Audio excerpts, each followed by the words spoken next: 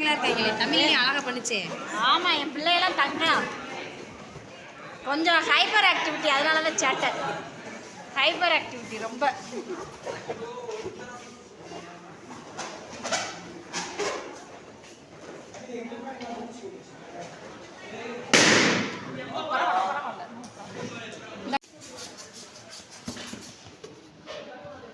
இன்னும் இருக்காமா 5 நிமிஷம் கைக்கு ரெஸ்ட்ரா, கை வலிக்குதுண்ணா.